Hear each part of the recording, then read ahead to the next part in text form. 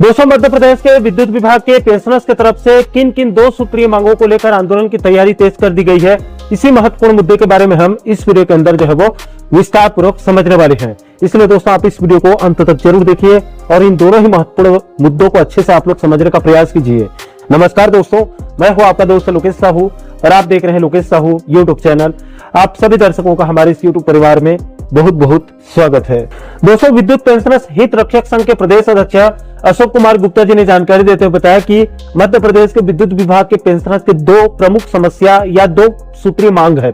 सबसे पहले तो उनको उत्तर प्रदेश की तर्ज पर मध्य प्रदेश के विद्युत विभाग या विद्युत कंपनी के पेंशनर्स को पेंशन की शासकीय गारंटी देते हुए सीधे ट्रेजरी से पेंशन भुगतान किया जाए। इससे मध्य प्रदेश के विद्युत कंपनी के पेंशनर्स को पेंशन की गारंटी मिल जाएगी। यानी कि विद्युत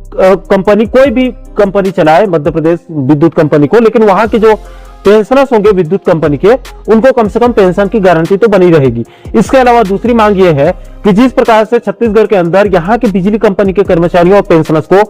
बिना किसी से सहमति लिए बगैर बाकायदा केंद्र के समान देय तिथि से एरिया सहित महंगाई राहत का भुगतान किया जाता है, ठीक उसी प्रकार से मध्य प्रदेश के बिजली कंपनी के पेंशनर्स को भी बिना किसी से सहमति लिए बगैर केंद्र के देय तिथि से एरिया सहित महंगाई राहत का भुगतान किया जाए, जिससे उनको एरियस राशि का नुकसान न हो। इन्हीं 2 सूत्रीय मांगों को लेकर मध्य प्रदेश के बिजली कंपनी के पेंशनर्स ने बड़े आंदोलन की जो है वो तैयारी तेज कर दी है। दोस्तों, आप आगे इन 2 सूत्रीय मुद्दों को लेकर विद्युत पेंशनर्स हित रक्षक संघ के प्रदेश अध्यक्ष अशोक कुमार गुप्ता जी का क्या कुछ कहना है, उसे भी आप आगे एक वीडियो के माध्यम से सुनकर पूरे मामले को और आप लोग अच्छे से जो है वो विस्तार पूर्वक आप लोग समझ सकते हैं। साथियों नमस्कार, मैं अशोक कुमार गुप्ता विद्युत पेंशनर हित रक्षक संघ का प्रदेश अध्यक्ष एक बार फिर आपके सामने उपस्थित हूं। साथियों, जैसा कि आपको यह मालूम है कि विद्युत पेंशनर्स के समस्त रजिस्टर्ड विद्युत पेंशनर संगठन द्वारा एक संयुक्त संघर्ष मोर्चा का गठन किया गया है और इस मोर्चा के द्वारा माननीय मुख्यमंत्री महोदय को संबोधित एक ज्ञापन तैयार किया गया है। उस ज्ञापन में विद्युत पेंशनर्स की 2 प्रमुख मांगों को शामिल किया गया है। एक मांग है पेंशन का शासकीय गारंटी सहित ट्रेजरी से उत्तर प्रदेश सरकार की तरह भुगतान किया जाना, एवं दूसरी मांग है कि महंगाई राहत की मद में विद्युत कंपनियों द्वारा टैरिफ में जोड़कर जब विद्युत उपभोक्ताओं से विद्युत देयकों के माध्यम से राशि अग्रिम रूप से वसूल कर ली जाती है, तो इस राशि का पूरा भुगतान केंद्रीय दर एवं तिथि से विद्युत पेंशनर्स को महंगाई राहत के रूप में किया जाना चाहिए। इन 2 मांगों पर ही संयुक्त संघर्ष मोर्चा का फोकस है, क्योंकि यही 2 ऐसी मांग हैं कि जिससे विद्युत पेंशनर्स को भारी आर्थिक क्षति पहुंच रही है और भविष्य में यदि इन मांगों को पूरा नहीं किया गया तो और भी लगातार आर्थिक क्षति पहुंचती रहेगी। देखिए, अब इसमें जो ट्रेजरी से भुगतान करने की और शासकीय गारंटी की जो मांग की जा रही है, इस संबंध में व्हाट्सएप पे अनेक कुछ बुद्धिजीवी वर्ग कह लो या जो उनका एक अलग नजरिया है, इन लोगों ने इसका थोड़ा सा एक भ्रमपूर्ण स्थिति पैदा करने की कोशिश की है। इसलिए इस वीडियो के माध्यम से मैं स्टेप बाय स्टेप बहुत सारांश में, ज्यादा उसके टेक्निकली उस पर नहीं जाऊंगा और ज्यादा उस पर मतलब कहना चाहिए आपके जो रूल्स रेगुलेशंस हैं उसके रेफरेंसेस पे नहीं जाकर सीधी सीधी आपसे इन मुद्दों पर बात समझाने की कोशिश करूंगा। देखिए, पहला मुद्दा अपन लेते हैं पेंशन की शासकीय गारंटी सहित उत्तर प्रदेश सरकार की तरह ट्रेजरी से भुगतान किया जाना। मध्य प्रदेश विद्युत मंडल भंग करके जब 2005 में विद्युत कंपनियां बनाई गईं,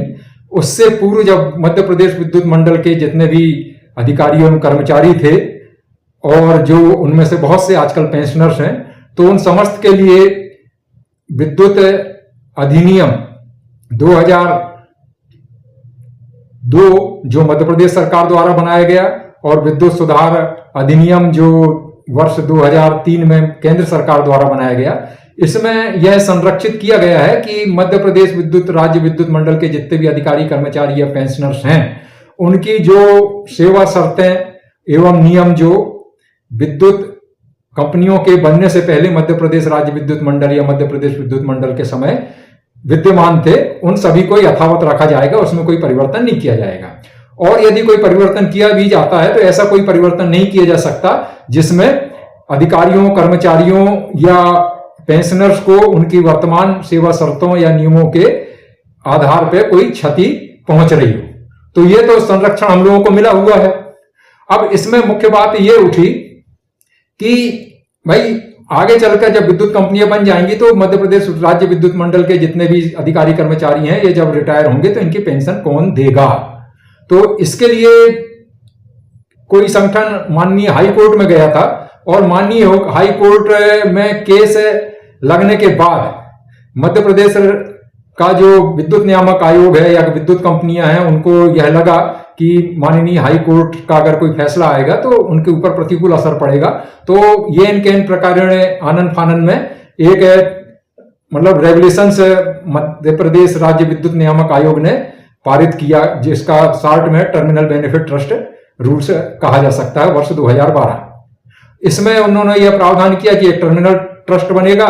बेनिफिट ट्रस्ट बनेगा और इसमें विद्युत कंपनियां फंड जमा करेंगी और उस फंड से पेंशन का भुगतान किया जाएगा। अब इस फंड का नियम तो बना दिया गया, लेकिन वर्ष 2018 तक इसमें कोई पैसा जमा नहीं हुआ। थोड़ा बहुत बताया जाता है कि वो भारती जी के जो शासन काल था उसमें कुछ पैसा 50 करोड़ रुपए मात्र, शायद ऐसे इंफॉर्मेशन है, तो ऐसा जमा हुआ था और उसके बाद कोई पैसा इसमें जमा नहीं किया गया। तो वर्ष 2018 में एक पिटीशन दायर की गई, पिटीशन नंबर 13 वर्ष 2018, और फिर विद्युत रक्षक संघ द्वारा भी एक पिटीशन नंबर 90 वर्ष 2022 में दायर की गई। इन दो पिटीशनों का कुल मिला के जो विद्युत नियामक आयोग ने जो आदेश दिए हैं उसका कुल मिला के सारांश ये है कि जो तीनों विद्युत कंपनियां हैं ये कुल मिला के 210 करोड़, प्रति कंपनी 70 करोड़ रुपए प्रति साल विद्युत मतलब का जो पेंशनर्स के लिए टर्मिनल बेनिफिट ट्रस्ट बनाया गया उसमें प्रति वर्ष ये जमा करेंगी। यानी कुल एक साल में 210 करोड़ रुपए तीनों डिस्कॉम कंपनियां जमा किया करेंगी। एक ये आदेश हुआ। दूसरा आदेश ये हुआ कि इसके लिए एक एस्क्रो अकाउंट खोला जाएगा। एस्क्रो अकाउंट का मतलब ये होता है कि इसमें मतलब सरकार की गारंटी रहेगी कि इसके अकाउंट में जो पैसा जमा होगा एस्क्रो अकाउंट में, इसका कोई दुरुपयोग नहीं किया जाएगा और इसमें जो राशि जमा हुई है इसकी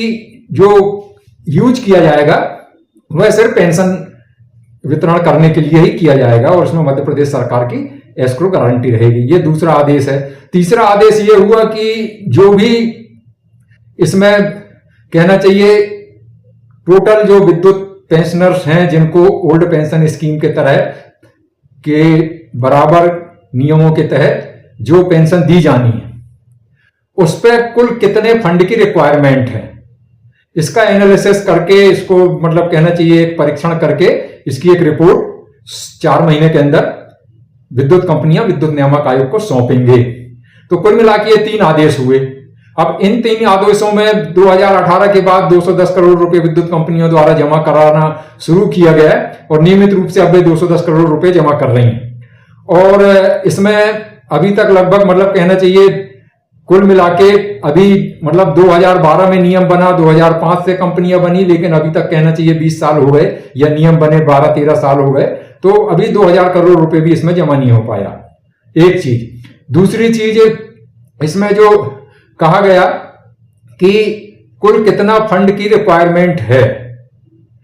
तो कुल फंड की रिक्वायरमेंट देखिए इन लोगों ने एनालिसिस करा लिया है। रिपोर्ट भी किसी कंपनी प्राइवेट कंपनी से जैसा भी है वो चीज बाहर मतलब नहीं ला रहे हैं ये विद्युत कंपनियां, तो इनके द्वारा उसका एनालिसिस करा लिया गया है कितना रिक्वायरमेंट है इसकी भी इनको जानकारी हो गई है। और अपुष्ट समाचारों से यह ज्ञात हुआ है कि ये विद्युत नियामक आयोग को भी इनने सूचित कर दिया है और उस पर ऊर्जा विभाग अभी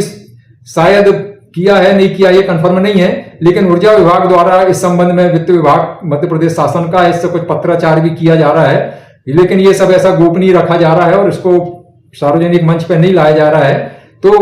मतलब ऑफिशियल तौर पर कहें या औपचारिक तौर पर कहें कि कितना रिक्वायरमेंट है फंड की ये पता नहीं चल रहा है, लेकिन ये बताया जा रहा है कि 52,000 से लेकर 60-70 हजार करोड़ रुपए तक की इस फंड में रिक्वायरमेंट है।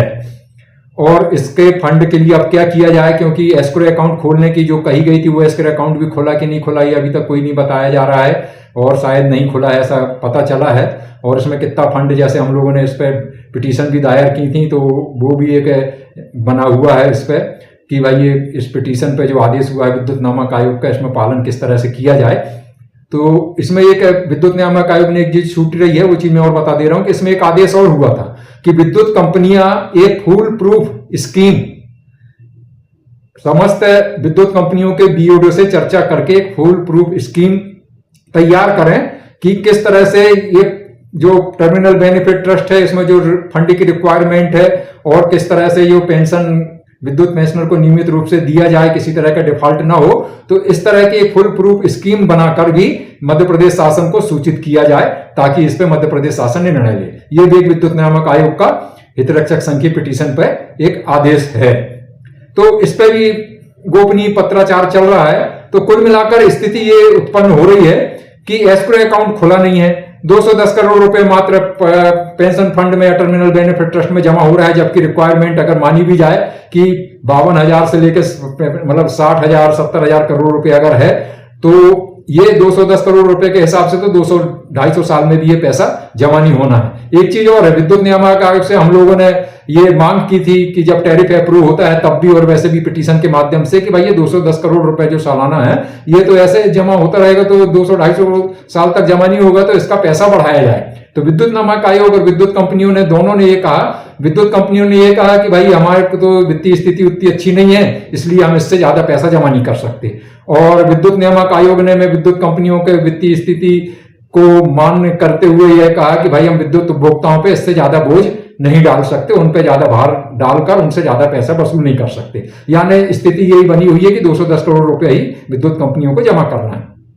तो कुल मिला के अब इसमें सारांश क्या निकल रहा है कि एक जो फंड की रिक्वायरमेंट है वो फंड में टर्मिनल बेनिफिट ट्रस्ट में पैसा उतना जमा नहीं होना है, ऐसी कोई संभावना अभी निकट भविष्य में नहीं है। अब जब पैसा जमा नहीं होना है, एस्क्रो अकाउंट खुला नहीं है उसका, और कितनी रिक्वायरमेंट फंड की है ये भी नहीं बताया जा रहा है, और कोई फुल प्रूफ स्कीम बनी नहीं बनी ये भी कोई मतलब पब्लिक डोमेन में जाला नहीं जा रहा है, तो कुल मिला के विद्युत नियामक आयोग के जो आदेश हैं हम लोगों की पिटीशन पे, इसका एक भी विधिवत पालन नहीं किया जा रहा है? अब ऐसी स्थिति में किया क्या जाए? ऐसी स्थिति में देखिए हमने एक रास्ता सुझाया है जो हमारे संयुक्त मोर्चा के भी एजेंडा में जो मैं बता रहा हूं कि उसमें ये हमारा है कि भाई सरकार, उत्तर प्रदेश सरकार की तरह एक योजना जो उत्तर प्रदेश सरकार में विद्युत पेंशनर्स के लिए वहां के लिए लागू की गई है और वर्ष 2016 से सफलतापूर्वक चल रही है कि उस स्कीम में ट्रेजरी से पेमेंट हो रहा है। मतलब सिस्टम वो ये जो हमारे इधर है कि भाई विद्युत कंपनियां पीपीओ बनाएंगी, विद्युत कंपनियां पेंशन सैंक्शन करेंगी, सब भुगतान वगैरह का अरेंजमेंट मतलब जैसा भी होता है वैसे ही होगा। लेकिन फर्क ये है कि विद्युत कंपनियों के पास जब फंड नहीं रहेगा, जैसे सितंबर 22 में नहीं था और पेंशन डिले हो रही थी, तो इसी तरह की कोई स्थिति कभी निर्मित होती है कि विद्युत कंपनियों के पास किसी कारण से फंड नहीं है, तब ऐसी स्थिति में मध्य प्रदेश शासन की ट्रेजरी अपने वित्तीय साधनों से या मध्य प्रदेश सरकार के मतलब कहना चाहिए वित्तीय संसाधनों से विद्युत पेंशनर्स को पेमेंट समय पे पेंशन का या अन्य लाभों का कर देंगी। और मध्य प्रदेश शासन चूंकि विद्युत कंपनियों को बहुत सी मतलब कहना चाहिए सब्सिडी देती है या सहायता अनुदान दुनिया भर की राशि देती रहती है, तो उसमें विद्युत कंपनियां से वो पैसा जो ट्रेजरी ने दिया है तो वो पैसा बाद में एडजस्ट कर सकती हैं। या विद्युत कंपनियां भी कुल मिला के सरकारी कंपनी है, ऊर्जा विभाग की को कहना चाहिए वो सब्सिडरी कंपनी है, यानी मध्य प्रदेश शासन की ही पूर्ण स्वामित्व की कंपनी है। तो वो लेन देन मध्य प्रदेश शासन जाने और उनकी पूर्ण स्वामित्व की कंपनियां जाने। हमारा सिर्फ ये कहना चाहिए कि उत्तर प्रदेश सरकार की तरह आप हमारे इधर भी इस तरह की जैसा मैंने बताया वैसी योजना लागू कर दो, तो इसमें विद्युत पेंशनर्स को जो है एक निश्चिंतता आ जाएगी कि भाई अब विद्युत कंपनियों का निजीकरण हो रहा है, किसको आप बेच रहे हो, क्या हो रहा है उसका है। और ये विद्युत कंपनियां एक लिमिटेड कंपनी है, और लिमिटेड कंपनी का मतलब ये होता है कि इनके जितने भी अधिकृत पूंजी है या कैपिटल है उससे ज्यादा इनकी लायबिलिटी हो नहीं सकती, जबकि हम लोगों की लायबिलिटी बहुत ज्यादा है। तो इससे सबसे बचने के लिए कुल मिला के ये है कि भाई पेंशनर भी निश्चिंत हो जाएगा। मध्य प्रदेश शासन ये एक लिखित में आदेश कर दे, उत्तर प्रदेश सरकार का एक सर्कुलर भी उनको दिए हैं कि भाई इसी तरह आप इसमें संशोधन करके मध्य प्रदेश सरकार और जो है जहां जहां आपको उचित लगता है तो ऐसा संशोधन करके एक आदेश जारी कर दे कि भाई इस मतलब यह है कि मध्य प्रदेश विद्युत पेंशनर्स को भी ट्रेजरी से भुगतान किया जाएगा और शासकीय गारंटी इनके पेंशन की रहेगी। इस तरह का आदेश उत्तर प्रदेश सरकार की तरफ पर कर दे, उससे मध्य प्रदेश शासन को भी एक निश्चिंतता हो जाएगी और विद्युत पेंशनर को भी निश्चिंतता हो जाएगी अपने भविष्य के प्रति। और मध्य प्रदेश सरकार को सबसे बड़ा ये फायदा होगा, विद्युत कंपनियों को सबसे बड़ा फायदा ये होगा कि उन्हें जो टर्मिनल बेनिफिट में जो 60-70 हजार करोड़ जितना भी अमाउंट आ रहा है, वो अमाउंट जमा करना जरूरी नहीं रह जाएगा। विद्युत नामक आयोग उसमें रिलैक्सेशन दे सकता है। इस तरह से एक बहुत बड़ा फायदा विद्युत कंपनी और मध्य प्रदेश सरकार को भी हो जाएगा। तो ये सबके लाभ की बात है और उसमें किसी को एक पैसा खर्च नहीं करना है, बल्कि मध्य प्रदेश शासन और विद्युत कंपनियों का पैसा इसमें बच नहीं है। तो ये एक मांग है, इसलिए हम ये मांग कर रहे हैं, इसलिए इसका विरोध नहीं करना चाहिए। क्योंकि निजीकरण होने के बाद विद्युत कंपनियां आपको पेंशन देंगी नहीं देंगी, क्योंकि निजीकरण के बाद जो थर्ड सक्सेसर आएगा उसमें अपने मतलब जो फर्स्ट ट्रांसफर स्कीम या जो नियामक मतलब कहना चाहिए अधिनियम वगैरह जो भी बने हैं उसमें क्लियर कट ये लिखा है कि थर्ड सक्सेसर जब आएगा या जो तीसरी पार्टी जो ये कंपनियों को संभालेगी या खरीद लेगी या जो भी कह लो आप, तो वो फिर आपके पुरानी सेवा शर्तें नियम माने ना माने इसकी कोई गारंटी या इनकी कोई बाध्यता नहीं रहेगी। तो ये सबसे बड़ा खतरा है। तो इसके बाद वो जो कंपनियां इसमें इनको लेंगी आगे, जो भी थर्ड पार्टी है, वो भी निश्चित हो जाएंगी कि भाई हमको पुराना पेंशनरों से अब कोई लेना देना नहीं रहेगा। तो इसमें सबको फायदा है। और कुछ लोग कह रहे हैं कि यार ऐसी स्थिति चलने दो, तो भैया हम उन लोगों से एक ही सवाल है हमारा कि आप तो सिर्फ एक सवाल का जवाब दो कि ये कंपनियां जब निजीकरण में चली जाएंगी, निजी कोई पार्टी खरीद लेगी, तो फिर क्या गारंटी है कि आपको पेंशन मिलेगी? तो इसका कोई उनके पास जवाब नहीं है। तो हमारी एक मांग तो ये हो गई। अच्छा, इसलिए ये मांग हमारी महत्वपूर्ण है और सबको इसमें सहयोग करना चाहिए। और इसके लिए हम लोगों को संयुक्त संघर्ष मोर्चा का भी जो भी मतलब कहना चाहिए आगे क्रमिक आंदोलन होगा उसमें सहयोग करना चाहिए। एक तो ये बात हो गई महंगाई राहत के बारे में, बहुत संक्षेप में मैं आपको बता रहा हूं, वीडियो लंबा हो रहा है।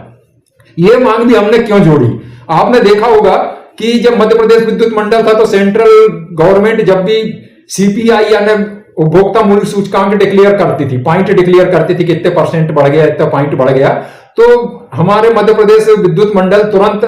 उसका आदेश जारी कर देता था और हम लोगों को महंगाई भत्ता और महंगाई राहत पेंशनर को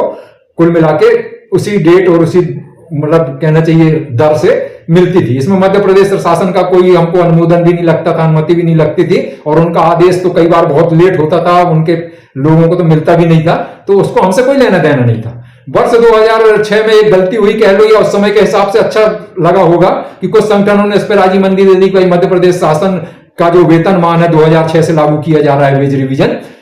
6वां वेतनमान, तो वो वेतनमान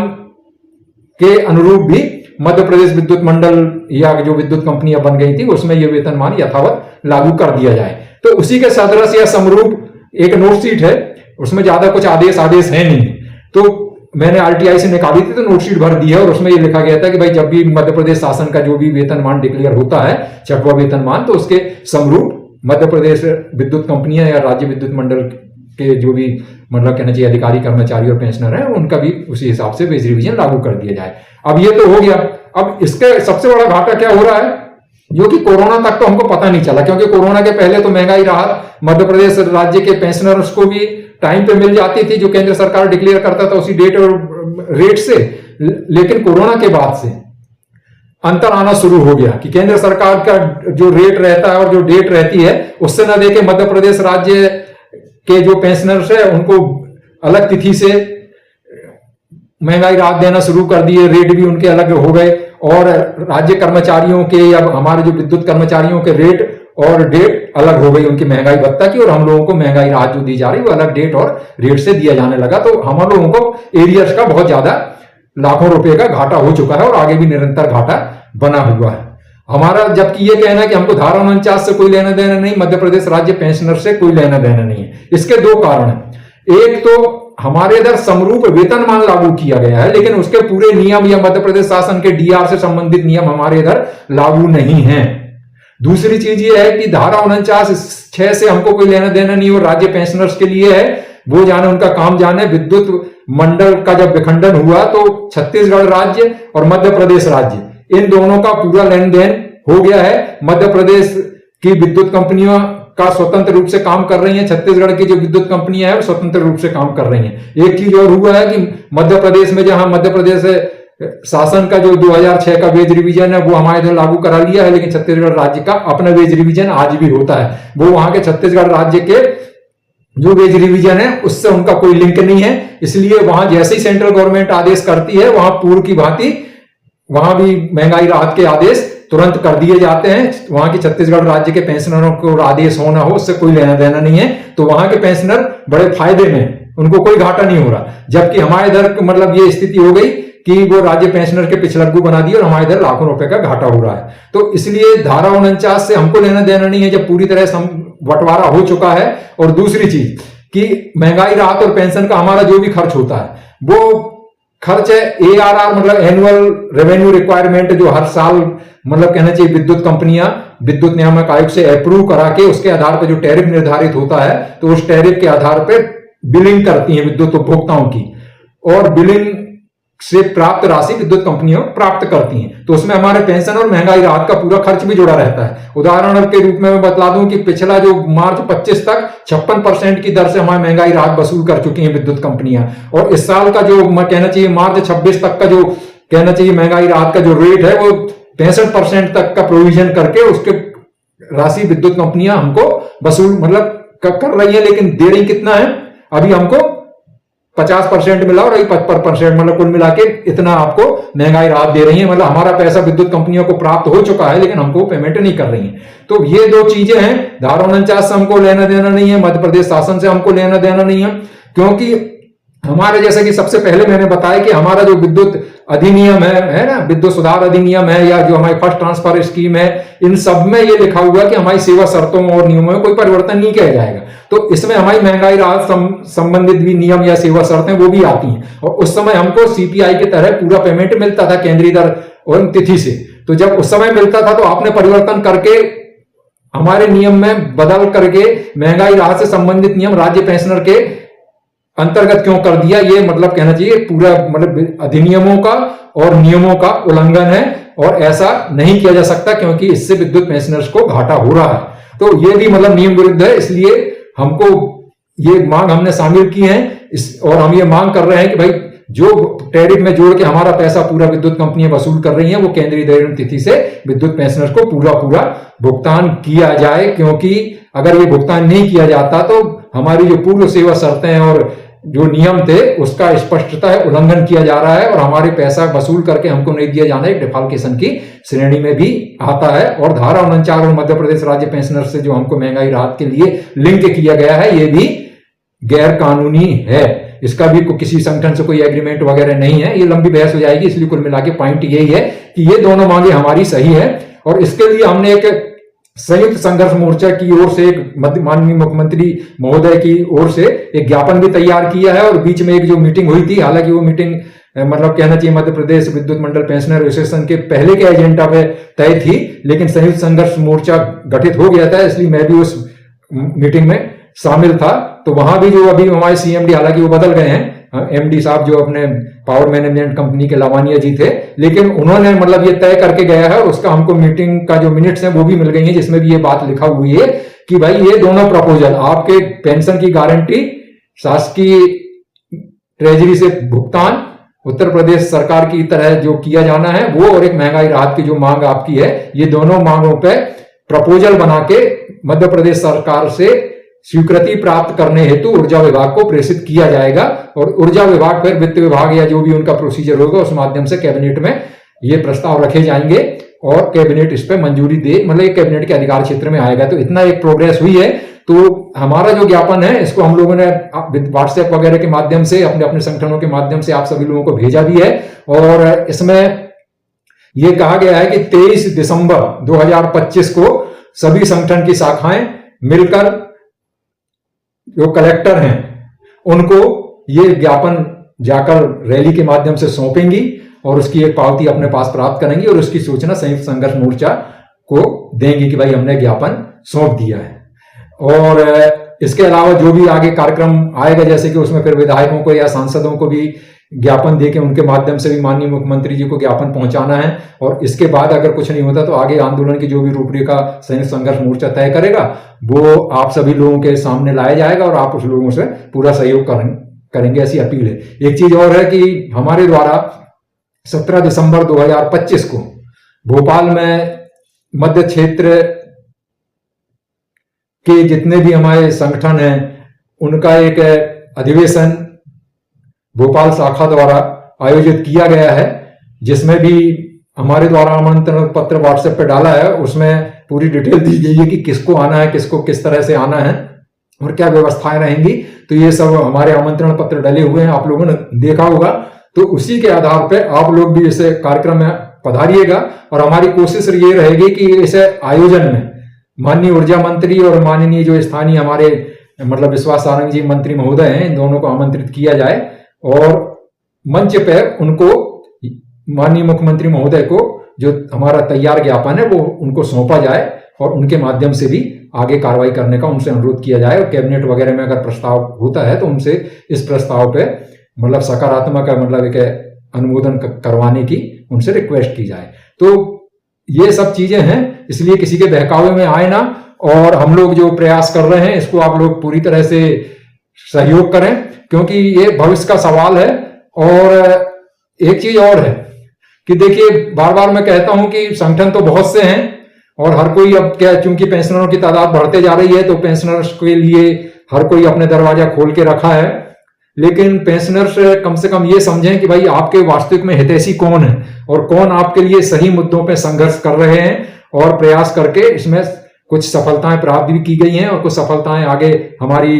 कहना चाहिए प्रतीक्षा कर रही हैं कि हम संघर्ष करके उन्हें प्राप्त करें। तो सही संगठनों के साथ आप खड़े हों, और नहीं तो कई ऐसे अनाधिकृत संगठन हैं जिनको पेंशनरों के लिए कोई मांग करने का अधिकार भी नहीं है, क्योंकि वे अलग तरह से रजिस्टर्ड हैं और वो अधिकारियों कर्मचारियों संविदा आउटसोर्स वगैरह के लिए मांग कर सकते हैं, लेकिन विद्युत पेंशनर्स के लिए वो मांग कर नहीं सकते, क्योंकि विद्युत पेंशनर्स एम्प्लॉइज नहीं है। और जब वो हम लोगों को जब एम्प्लॉइज नहीं माना जाता, कर्मचारी नहीं माना जाता, तो फिर कर्मचारी संगठन जो है वो पेंशनर्स के लिए भी मांग नहीं कर सकती। एक वैधानिक स्थिति है और इस संबंध में मद्रास हाई कोर्ट का एक स्पष्ट निर्णय भी है। तो अपने अपने दायरे में सब लोग संघर्ष करें और अपने अपने जो भी उनके कार्य क्षेत्र में आता है उसकी गतिविधियां करते हुए अपने सदस्यों को वो फायदा दिलाएं और हम विद्युत पेंशनर संगठनों को हमारा काम करने दें, अनावश्यक भ्रम वगैरह न फैलाएं। तो साथियों, बस इतना ही अनुरोध है। आप सभी को नव वर्ष की बहुत बहुत शुभकामनाएं, और आप सब लोग भारी संख्या में जब भी कोई हमारे द्वारा कोई अनुरोध आप लोगों से किया जाता है, कोई आंदोलन का, ज्ञापन देने का, रैली का, प्रदर्शन का, या जो भी मतलब हमारे द्वारा आगे आपको सूचित किया जाता है, तो उसमें बढ़ चढ़कर आप सहयोग करें और अपना भविष्य को सुरक्षित रखें। जय हिंद, जय भारत।